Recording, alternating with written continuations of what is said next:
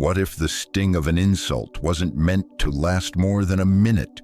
You know that sensation when a careless remark lands and seems to poison your entire mood. But here is a truth you may have never considered. That initial raw flare of feeling is biologically brief. The prolonged agony that follows? That's a story you continue to write, a fire you choose to keep feeding. The vast majority of your distress isn't caused by the act itself, but by your own refusal to release it. You recite the offense in your mind. You replay the scene. You transform a fleeting moment into a personal prison. And the bitter irony, you alone hold the key to the lock. Why does a single thoughtless comment sear your thoughts for hours? Why does another's silence feel like a deep personal wound?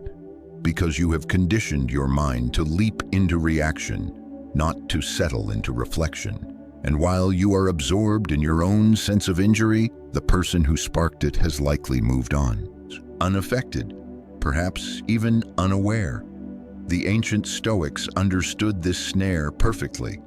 If you are weary of having your inner peace hijacked by things unworthy of it, what follows will challenge your deepest assumptions about anger, provocation, and where your true power resides.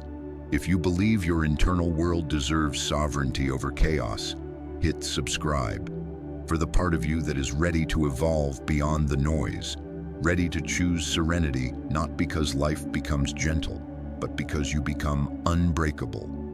They claim the initial wound is the most painful, but the reality is it's the second, third, and 100th self-inflicted cut that does the lasting damage. That first spark of frustration is merely biological, a chemical surge, your body's primitive alarm system perceiving a threat.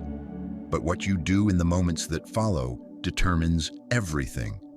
Most individuals don't simply experience the emotion, they nourish it. They tend to it like an injury, looping the rude comment endlessly until it mutates into a full narrative. They envision clever retorts, plan future confrontations. In doing so, they aren't just recalling the slight. They are reopening the wound, repeatedly with their own hands. It's akin to being stung by a wasp and then deliberately pressing on the spot for the next 6 hours. But modern neuroscience and ancient Stoic wisdom align on this. The initial physiological surge of anger or hurt lasts roughly 90 seconds. Just 90. After that, everything else is mental rehearsal, an emotional habit, a conscious decision to cling. And that is where your true agency emerges, because if it is a choice, then it can also be unchosen. Seneca advised that the mightiest remedy for anger is delay. He didn't preach suppression or denial. He prescribed a pause. Create space, for within that space, clarity is born.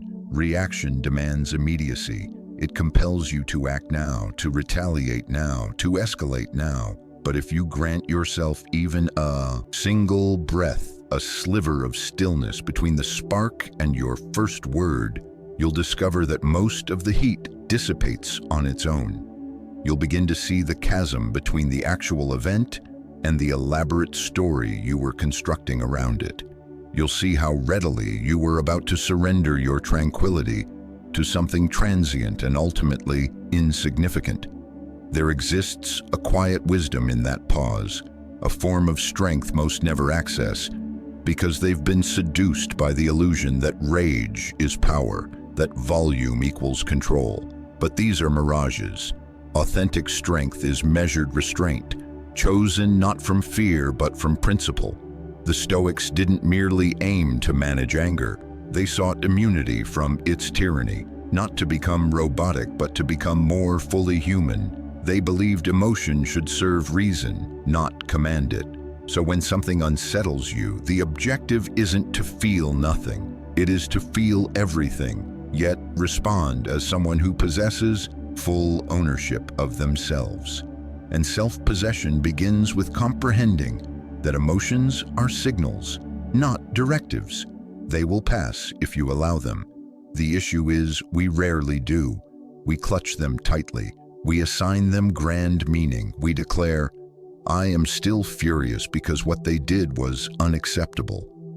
But the reality is what they did was a moment in time. What you are continuing to do is a series of choices. That tiny, pivotal shift in awareness changes everything. Carl Jung observed that everything which irritates us about others can guide us to a deeper understanding of ourselves. Perhaps that is the real opportunity hidden within anger, not to express it dramatically, but to examine it closely, to ask, why did this strike such a deep chord? What untouched part of me did it brush against? Because anger is rarely about the surface event. It's rarely about the word spoken or the action taken. It's about the significance you attach to it, and what that significance reveals about what you still carry within. An old wound, a limiting belief, a narrative that never fully healed. So instead of fanning the flames, what if you sat beside them, observed them, allowed them to instruct you rather than consume you? Epictetus reminded us, we are disturbed not by events, but by our opinions about them. Let that truth resonate every time your chest constricts with resentment, every time your fists tighten and your thoughts race. For that is the decisive moment. That is the crossroads. You can surrender your power to the judgment, or you can return to the bare event itself, stripped of all the heavy meaning you've draped upon it. Most incidents, when reduced to their basic facts, don't warrant the emotional charge we invest in them.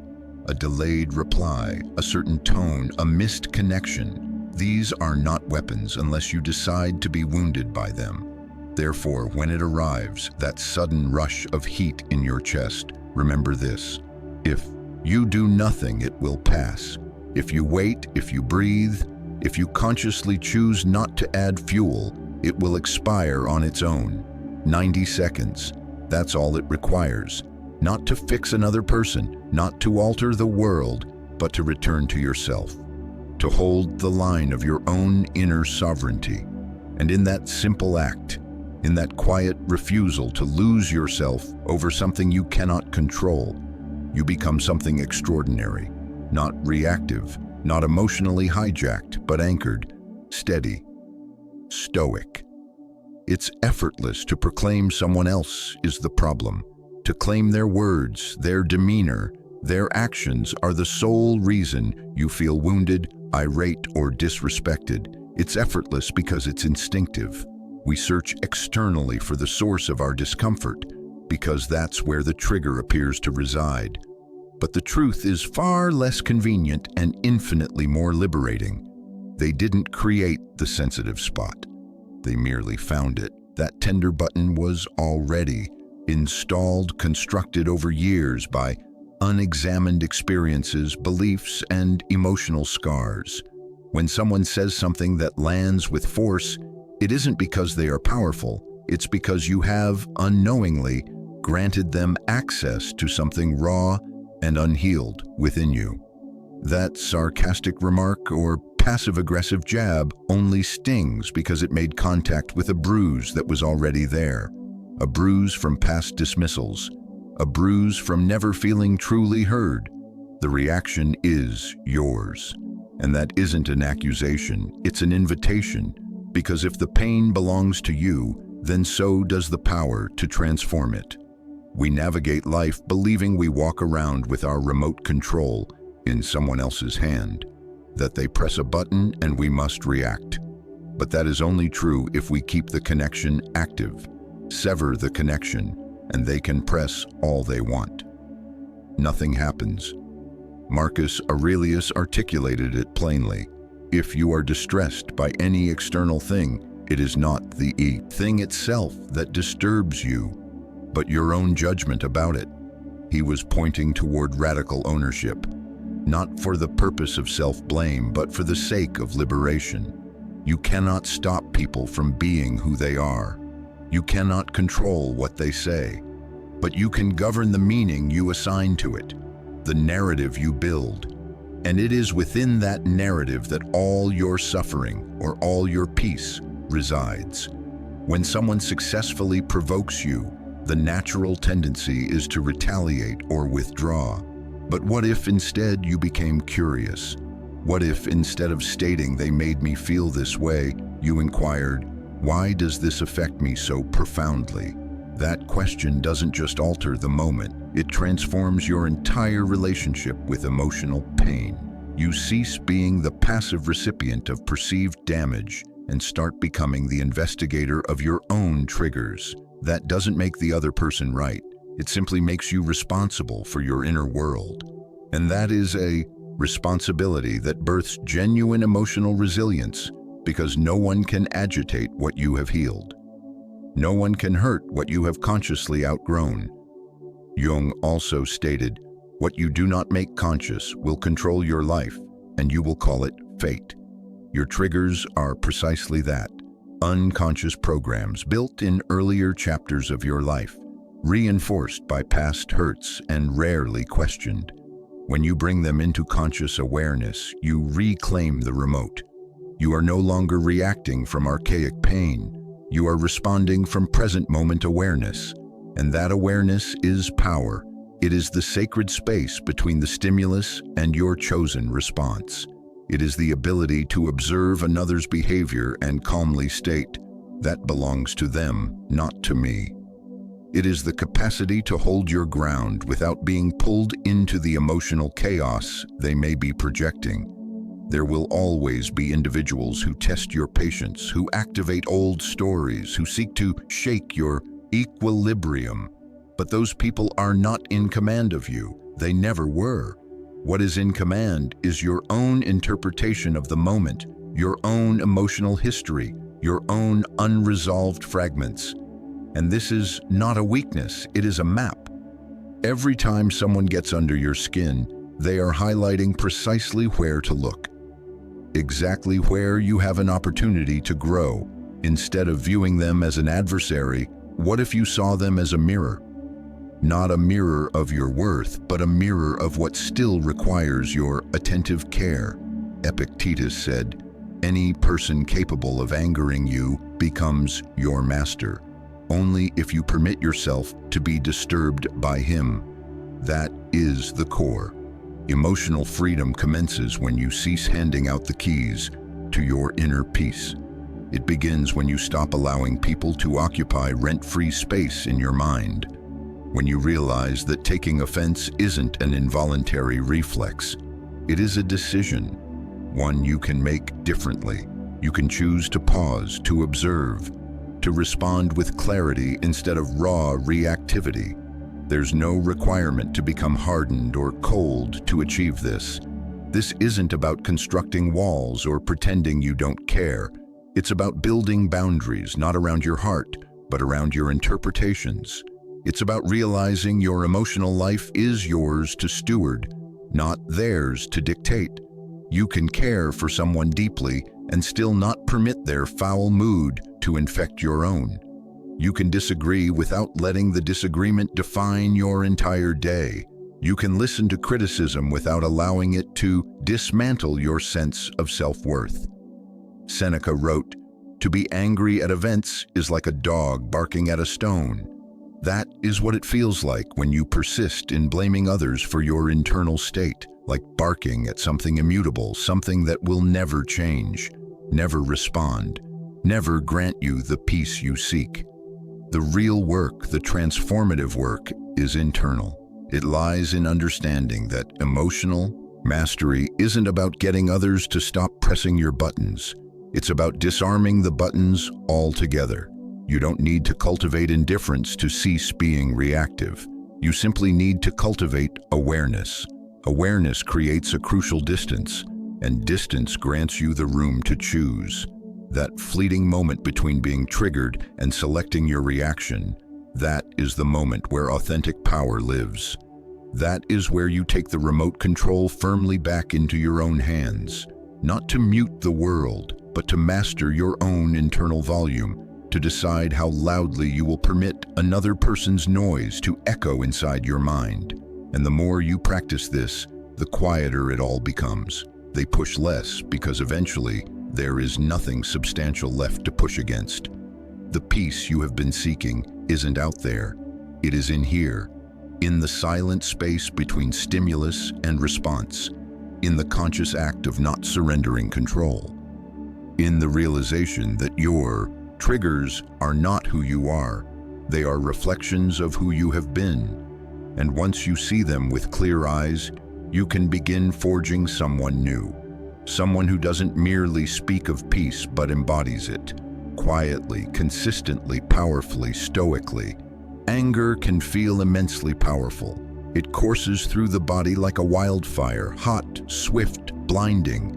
In the instant, it makes you feel potent, invincible, untouchable.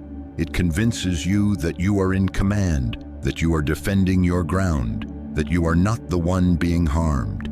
You are the one administering the hurt.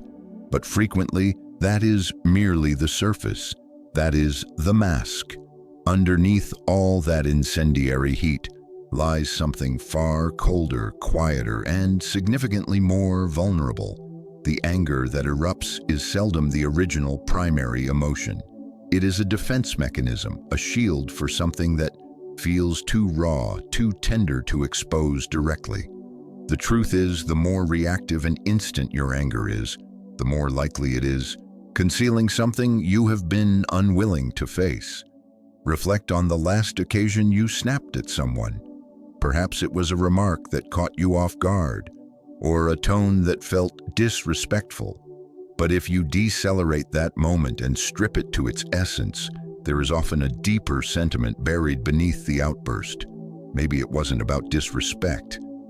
It was a fear of being rejected. Maybe it wasn't mere annoyance. It was terror of being profoundly misunderstood. When we explode in anger, we almost never pause to ask ourselves, what am I truly protecting right now? Because it feels easier to be angry than to be vulnerable.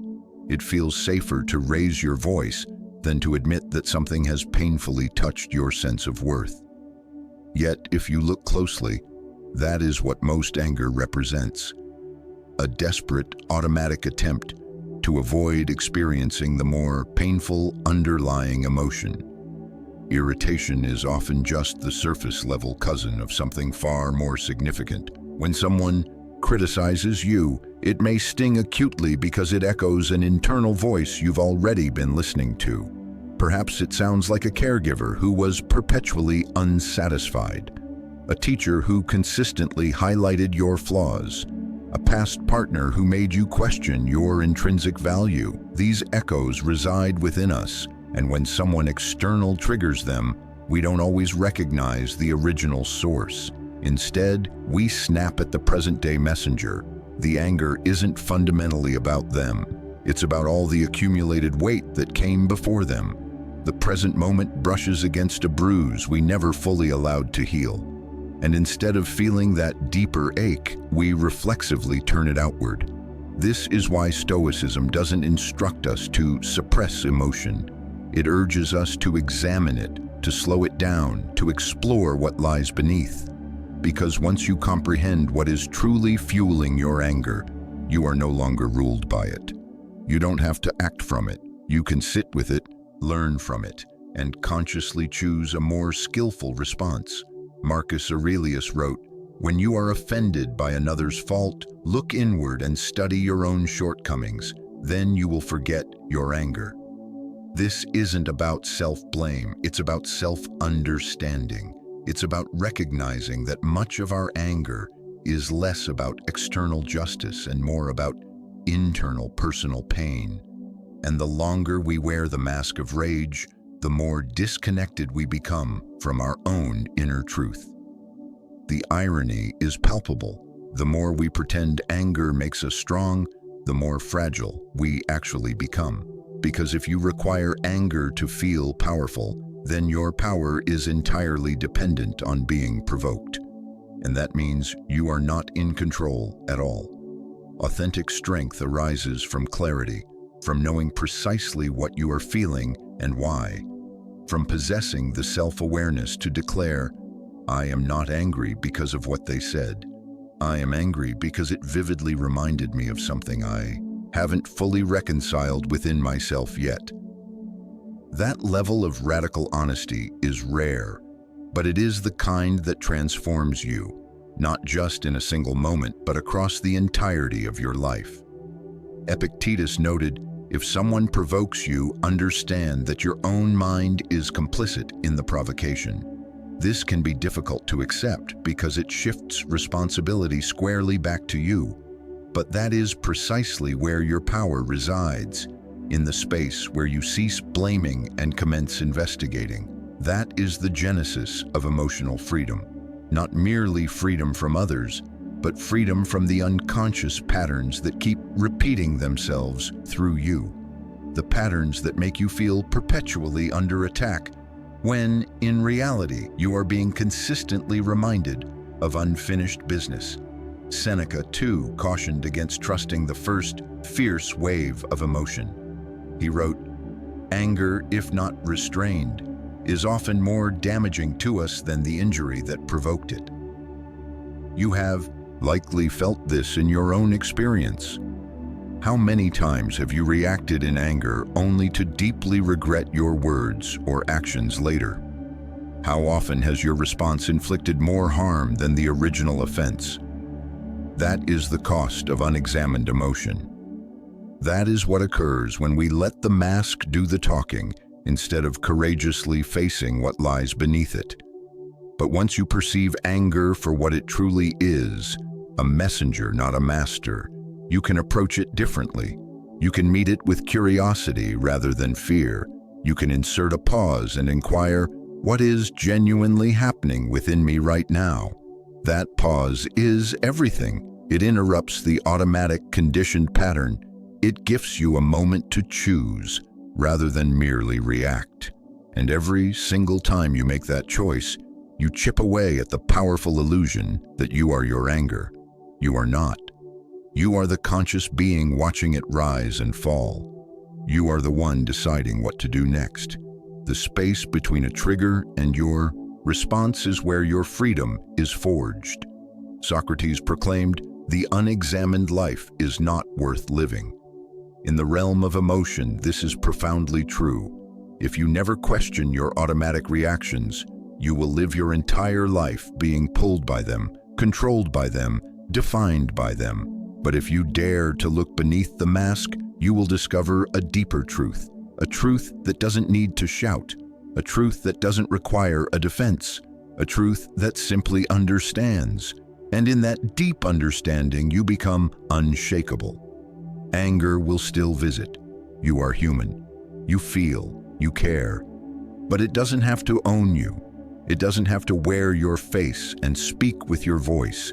It can arrive, and you can permit it to pass like a wave you see rising on the horizon. You don't have to fight it. You just need to stand with enough stillness to let it wash over you without being knocked from your feet. That is the Stoic way. Not to be emotionless, but to be masterful. To feel everything and still respond with clear intention.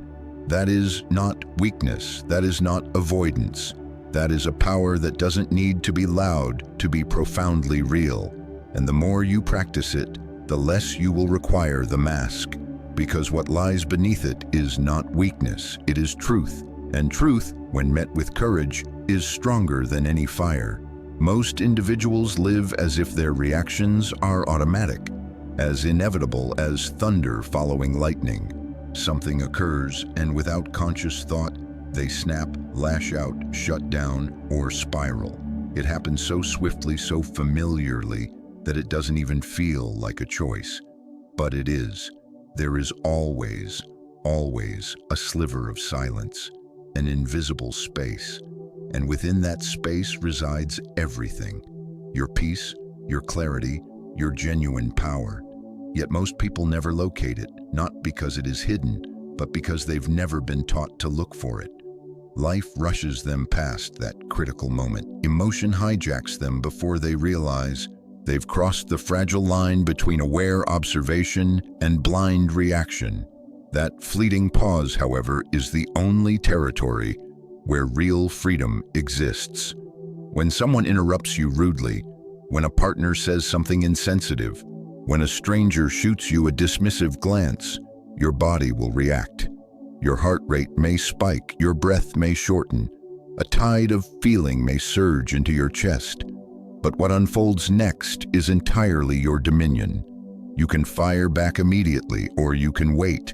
You can let your primal instinct run the show, or you can let your conscious intention take the wheel. That choice transpires in the blink of an eye, and if you miss it, you end up uttering words you don't mean, committing acts you later regret, and wondering once again how you lost your grip on yourself. But if you find it, if you learn to step deliberately into that space, it changes everything. Because that is where you stop reacting like a puppet and start responding like a person with true agency. Viktor Frankl, who endured unimaginable suffering in Nazi concentration camps, wrote, "Between stimulus and response there is a space. In that space is our power to choose." He didn't claim that space would always feel comfortable, obvious, or easy to access, but it is always there, and the more you practice noticing it, the larger and more accessible it becomes. What begins as a half-second gap grows into a full, deliberate breath. Then a pause long enough to completely reframe the entire situation. That furious text you were about to send suddenly feels unnecessary. That defensive retort you were formulating no longer sounds wise. And without doing anything externally, you have just altered your entire trajectory by the profound act of not doing. The Stoics called this self-mastery, not a cold detachment, but a clear-eyed refusal to be governed by raw impulse. Marcus Aurelius constantly reminded himself, "You have power over your mind, not outside events. Realize this and you will find strength." That is the reminder we all require, because most people live as if they possess no power over anything, as if emotions are irrefutable facts and reactions are preordained destiny. But the moment you step into that pause, you realize you are not bound by an unbreakable chain of events. You can break a link.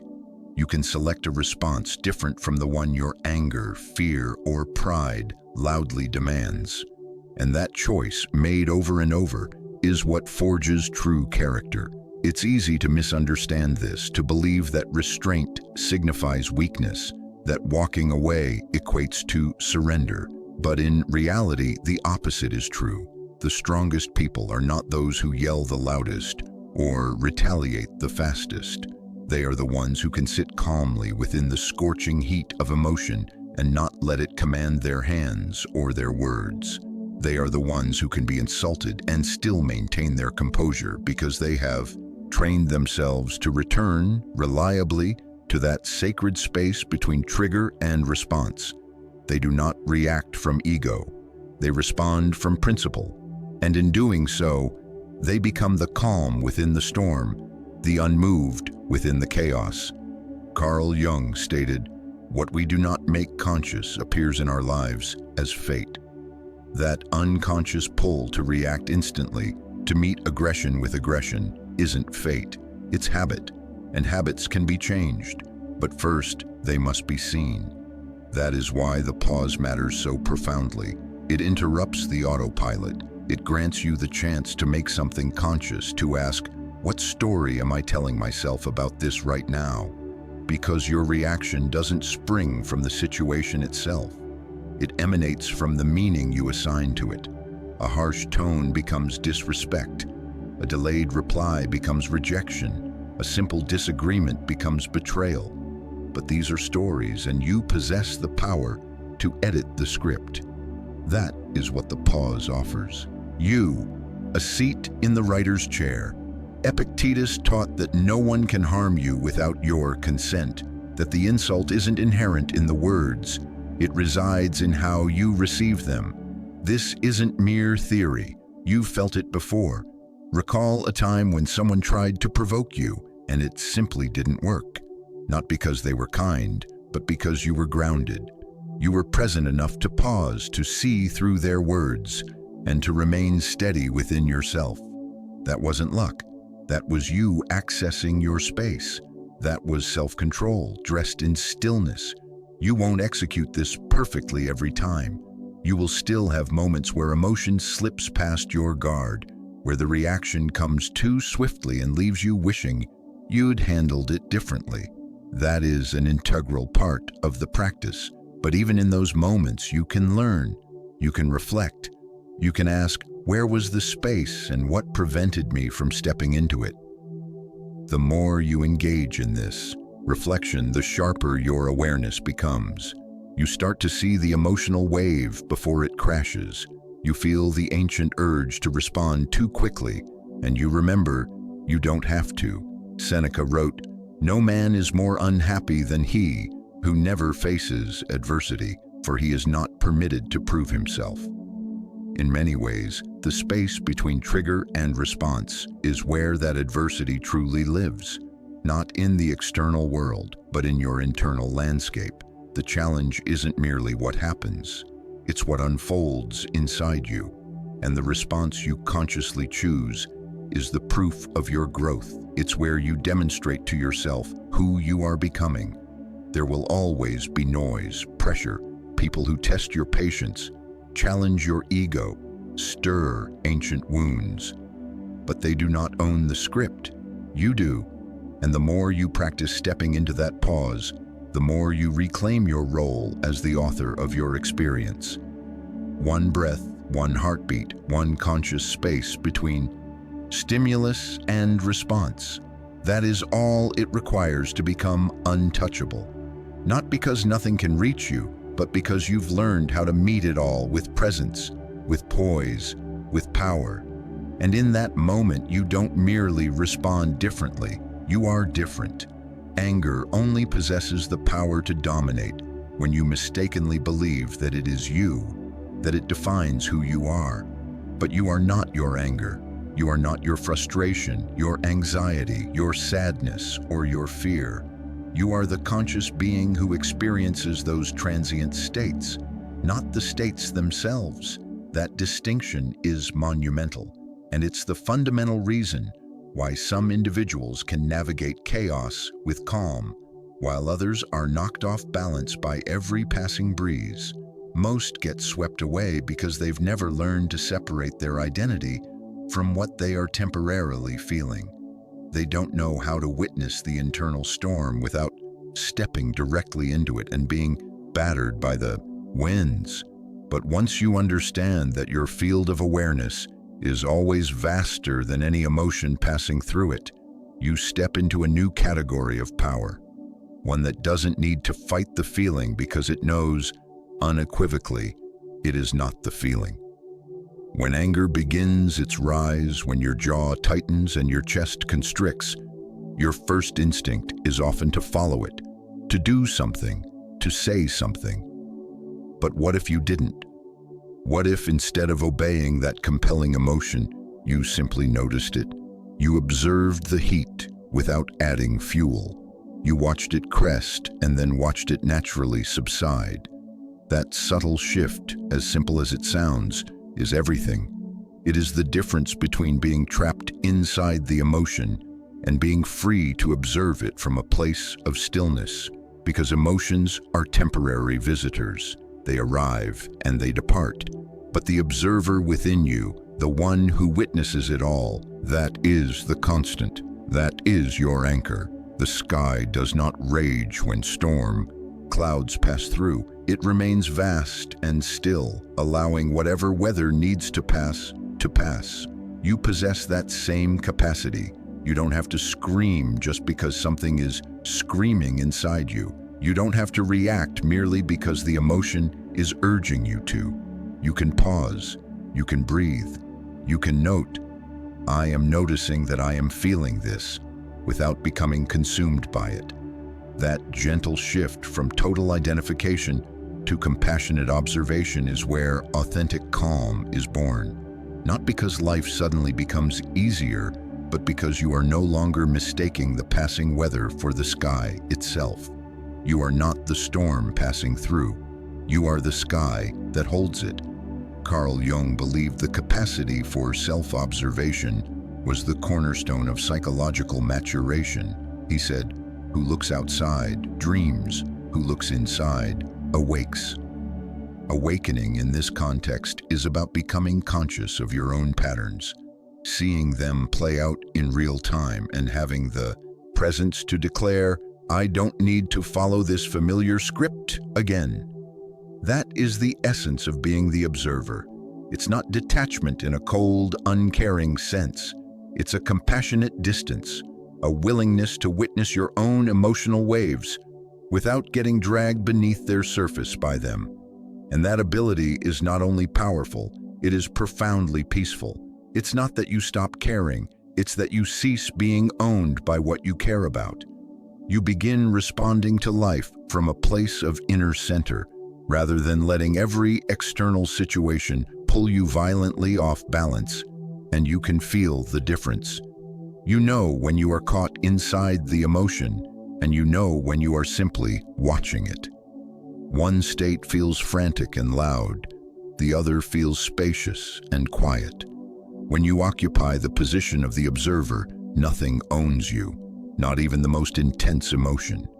You become like a mountain, steadfast and grounded, even as powerful winds howl around you. But make no mistake, this requires dedicated practice. It doesn't emerge from reading a single quote or watching one video. It is cultivated by noticing the moments when your body tenses, when your thoughts begin to race, and then making the conscious, deliberate decision to watch instead of react.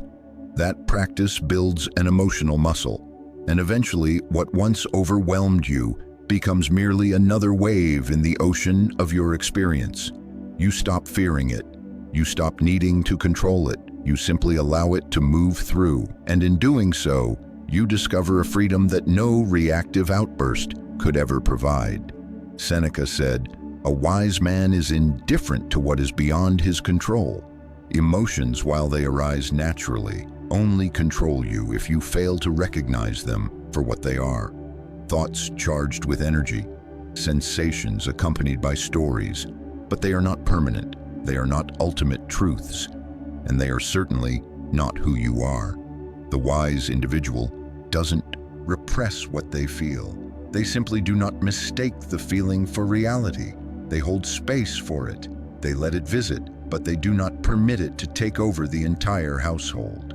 The more you develop this relationship with your emotions, this gentle witnessing stance, the less you need to fight them. You don't have to suppress, argue with, or flee from them. You just become still. And in that cultivated stillness, everything shifts. You become less reactive, more present, less chaotic, more clear. And people will notice. Not because you tell them, but because they will feel it in your demeanor, in your speech, in the way you respond. When others lose their composure, you become the calm one, the person who does not rise with every emotional tide. This isn't some unattainable ideal you will reach flawlessly. There will be days you tumble back into old patterns. But the crucial difference is that now you will see it happening. You will catch it faster, and the more you catch it, the more you will realize you were never the anger. You were never the anxiety. You were never the reaction. You were always the one watching, the one choosing, the one holding space for something far more powerful than noise, conscious awareness. So, the next time you feel that familiar rush of emotion building, remember, you don't have to become it. You can simply be with it, observe it, let it rise, let it fall, and trust that your cultivated stillness will outlast the storm, because it always does. Most of us expend tremendous energy trying to avoid difficult people. We secretly wish they would just vanish. The supervisor who nitpicks every detail, the relative who constantly interrupts, the stranger who is rude without apology. It's natural to perceive them as obstacles to our peace, as irritants we must grudgingly endure until they leave us alone. But what if they aren't blocking your path at all? What if they are the path? That isn't merely a comforting notion. It's a radical reorientation of how you view your emotional development. Because once you cease resisting them and begin studying them, you start to perceive what the Stoics saw. They aren't breaking you down. They are building you up.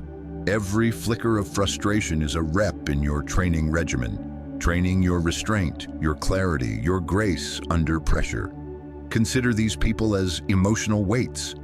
When you aim to grow physical muscle, you don't curse the barbell for being heavy. You lift it precisely because its weight challenges you. It is the resistance that triggers growth.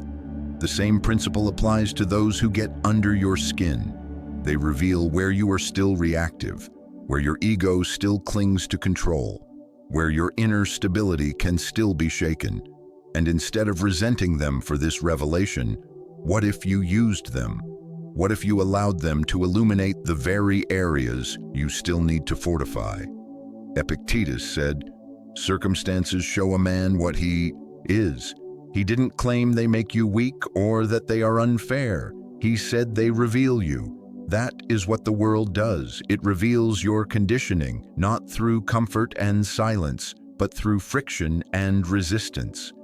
The individual who annoys you most is your mirror, not your foe. They reflect the parts of you that still call for your attentive care. If someone's tone instantly offends you, perhaps it's not solely about their tone. It's about your sensitivity to being dismissed. If someone's need for control makes you defensive, maybe it's not just about control. It's about your discomfort with not being trusted. The specifics matter less than your willingness to investigate them. The real test isn't in changing them. It's in observing how you show up in their presence. And this is where the transformative work begins. Not by fixing another person, but by noticing your internal reactions when they enter the room. Do your shoulders tense? Does your breath become shallow? Does your mind start rehearsing a conflict that hasn't even occurred? All of these are signals, and they don't belong to the other person. They belong to you. That is the valuable data. The more aware you become of these internal reactions, the more power you possess to alter your external responses. And as that gap widens, you will begin to feel something that resembles genuine peace. Not because the world has changed, but because you have.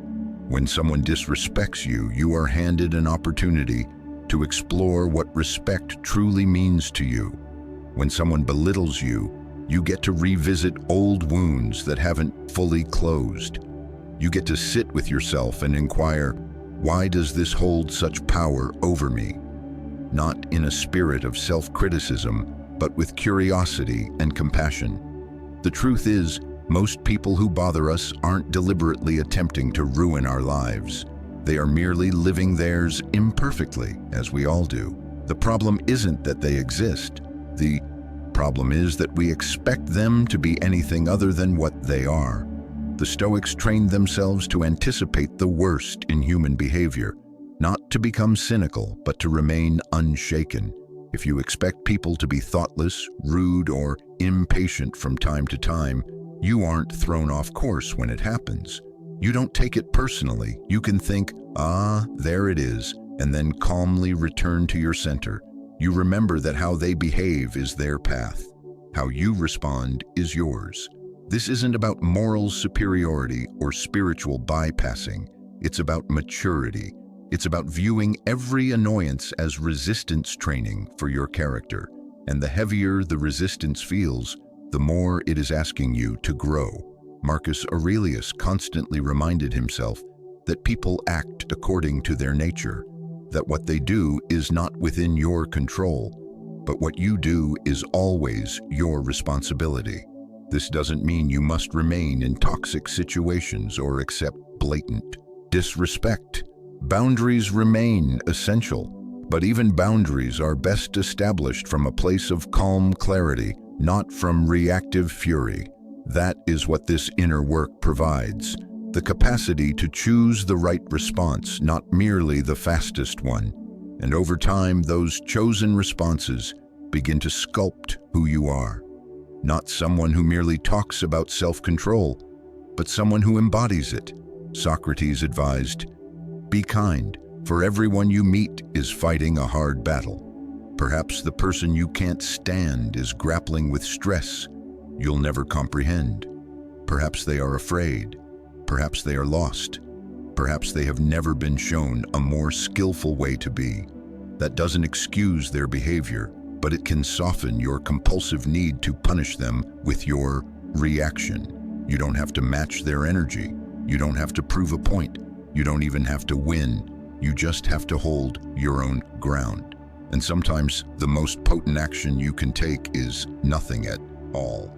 When you start perceiving difficult people as teachers rather than threats, the entire world transforms into your classroom, and every uncomfortable moment becomes a chance to practice, not to perform. You evolve into a student of your own patterns, a guardian of your own peace, a quiet force that doesn't require applause or external validation. You become resilient not through avoidance, but through mindful exposure, through testing, through steady, intentional response. And eventually, those same individuals who once derailed your equilibrium become irrelevant to your emotional stability. They lose their power, not because they changed, but because you did. You reframed the entire narrative. You ceased being the victim and became the attentive student. And now you are learning daily, not from abstract books, but from life itself, from real people, from genuine tension, from the very moments you used to despise, but now utilize for your growth. This is not the easy path. It is not the comfortable one, but it is the path that leads somewhere authentic, to strength, to self-respect, to a peace that does not depend on anyone else behaving a certain way. And if you can train yourself to meet resistance with stillness, to meet discomfort with insightful inquiry, then even your perceived adversaries become your unwitting allies. Even the most irritating person in the room becomes your instructor, because the people who challenge your peace the most are the ones teaching you, with brutal clarity, how to protect it. Most individuals wake and stride directly into their day with no conscious map of what might destabilize them. They believe their emotions are pure responses to the external world, but in truth, they are often reactions to old wounds, some ancient, some fresher, nearly all operating below conscious awareness.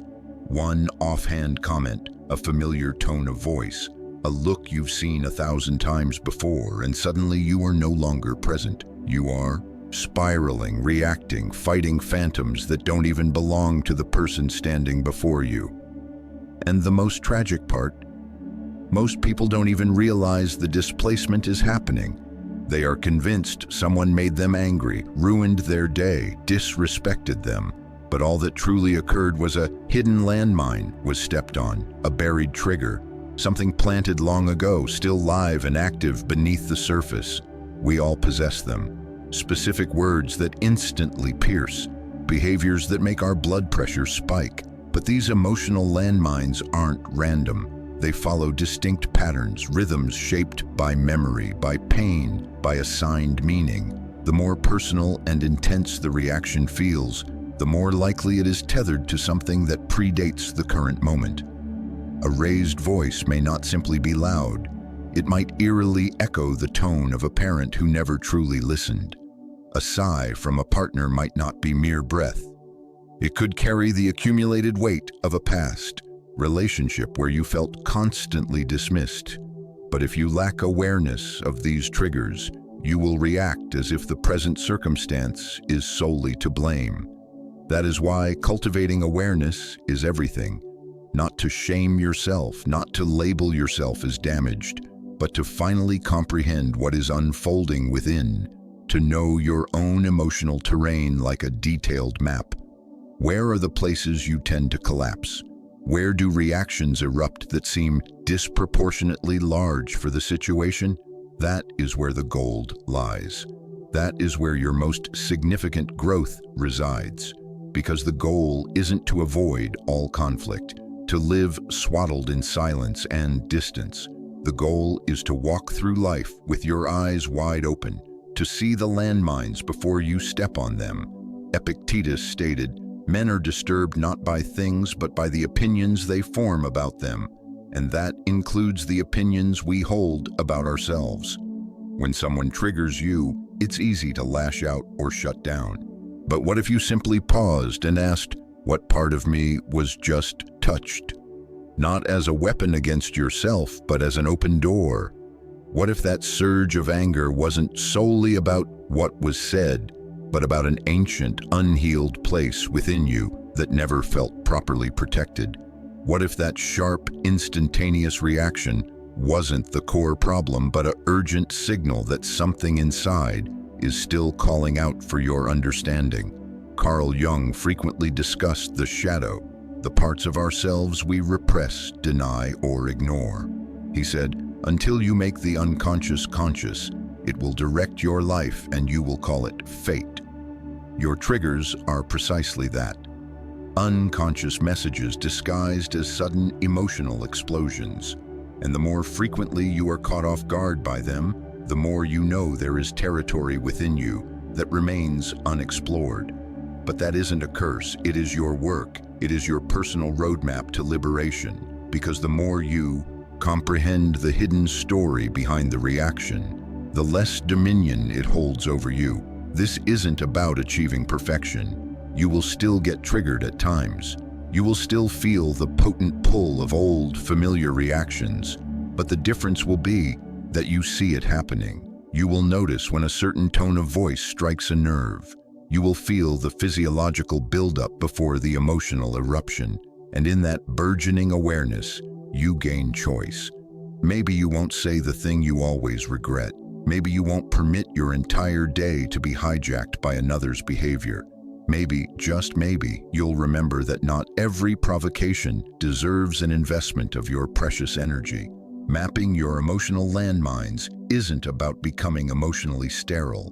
It's about becoming emotionally sovereign. It's about knowing yourself so thoroughly that nothing can truly catch you off guard anymore. You aren't cold, you are clear, you aren't detached, you are directed. You understand what hurts, why it hurts, and how to move with that knowledge instead of being knocked over by it. That is the kind of maturity that transforms relationships, reshapes conversations, and safeguards your peace, not by avoiding life, but by understanding your own role within it completely. Marcus Aurelius wrote, "The nearer a man comes to a calm mind, the closer he is to strength. And there is no greater calm than walking into your day, already aware of what might attempt to unsettle you. Not paranoid, not anxious, simply prepared. When you know your triggers, they forfeit their element of surprise. When you understand their origins, they relinquish their power. You stop blaming the external world for every sharp edge and start embracing responsibility for your own healing. And that is the heart of the matter, healing, because triggers aren't merely reactions. They are messengers from parts of you that are still quietly aching for your attention, not to be instantly fixed, not to be silenced, but to be seen. And once you see them clearly, you cease mistaking transient pain for permanent identity. You stop letting automatic reactions author your character. You start living from a place of profound intention, not from a state of emotional survival. So as you move forward, don't focus solely on the people who test your patience. Focus on why they do. Don't merely notice what offends you. Notice what fragment of your personal history it contacts. Attend to your nervous system, to the patterns of tension that manifest in the same kinds of moments again and again. That is your compass. That is the commencement of true mastery. You wouldn't walk onto a physical battlefield without knowing where the dangers lie. Your mind, your relationships, your days, they are filled with moments that ask you to choose. React blindly or respond wisely. The more intimately you know yourself, the simpler that choice becomes. And each time, you select awareness over impulse, calm over chaos, insight over injury. You aren't just avoiding pain. You are actively constructing peace, one conscious, sovereign moment at a time. There's a story we tell ourselves when we grow fatigued with the effort of change. We say, some people are just naturally calmer. We observe an individual who remains composed under pressure, who doesn't raise their voice or take things personally, and we assume they must possess something we lack. Better neural wiring, a gentler upbringing, superior luck. And with that story, we excuse our own behavior. We grant ourselves permission to remain reactive, to explode, to shut down. We label our outbursts as an unchangeable part of our personality. But here is the liberating truth. For the overwhelming majority, calm is not an innate gift. It is a skill, and like any skill, it is earned through consistent, deliberate practice. Consider it akin to training a physical muscle. No one walks into a gym for the first time and immediately lifts the heaviest weight. They build capacity slowly, steadily. Emotional self-regulation is no different. Every instance you take a deep breath instead of speaking from anger, every time you sit with internal discomfort instead of projecting it onto someone else, you are building strength, not just psychologically, but neurologically. You are rewiring your brain to default to intention rather than habit. And those minuscule choices, compounded over time, become the fabric of who you are. But the process isn't glamorous. It doesn't resemble a serene morning with burning incense and soft music. Sometimes it looks like biting your tongue when every fiber of your being wants to snap. Sometimes it means walking away from an argument, not from weakness, but because you finally understand that inner peace is more valuable than winning a petty dispute. It means choosing to be the bigger person, even when no one is there to witness it. Because this endeavor isn't about being seen as calm, it's about being solid regardless of who is watching. Carl Jung believed that the aspects of ourselves we refuse to confront become the very forces that govern us. In the realm of emotional control, most people avoid confronting the truth of their own reactivity. They utter phrases like, "That's just how I am," or "I can't help it." But that isn't self-awareness. That is surrender. That is declaring, "I would rather remain as I am than endure the uncomfortable work of transformation." Yet the uncomfortable work is precisely where transformation lives. That is where calm ceases to be a distant concept and becomes a lived, daily practice. There is no rigid timeline for this, no deadline by which you must become perfectly unshakable. You don't need to be flawless to be peaceful. You simply need to be practicing, to keep showing up to each moment with enough self-respect to not let it control you, because every time you surrender yourself to anger, pettiness, or defensiveness, you are handing your personal power over to something external, and that is never where your power rightfully belongs. A quiet dignity accompanies this kind of practice. It doesn't shout, it doesn't announce itself, it merely manifests in the way you respond when someone disrespects you, in the way you carry yourself through traffic, through conflict, through the cacophony of daily life. People might not notice it immediately, but you will. And that is the entire point, because peace isn't about their validation. It's about your own internal alignment. But make no mistake, this practice is not soft. It is not passive. It is profoundly powerful, because it means you are taking full, unequivocal responsibility for your inner state.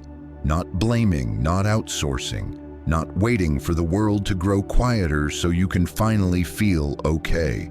You train yourself to be okay in spite of the noise. You become the individual who brings calm into a room rather than absorbing the chaos emanating from everyone else. And that kind of presence, it changes things. It starts in small, seemingly insignificant ways. You pause for 3 seconds before responding to a provocation. You take one deep, conscious breath when you feel the urge to lash out. You say no without guilt. You exit a conversation without needing to have the final word. These are not grand acts of heroism, but over weeks, months, and years, they accumulate. They become a rhythm, a personal standard, a way of being. And the more you lean into this rhythm, the more you realize you don't need to be naturally calm. You just need to be consistently committed to it. Epictetus stated, "It's not what happens to you, but how you react to it that matters." If that is true, and it is, then calm isn't merely a personality trait. It is a strategic choice. It is how you protect your energy, your clarity, your time. It is not a sign that you are unaffected by life. It is a sign that you have learned not to grant everything and everyone automatic access to your most precious inner space. That isn't coldness, that is wisdom. So the next time someone remarks, "You're so calm," don't brush it off like an unearned compliment. Own it. Not as an innate characteristic, but as the product of countless hours, days, and years spent training in the silence of your own mind. Because calm doesn't originate from being born with better nerves. It emerges from meeting yourself over and over in the heart of tension and consciously choosing who you want to be, even and especially when it is difficult. You don't wait for peace to find you. You build it, one deliberate response at a time.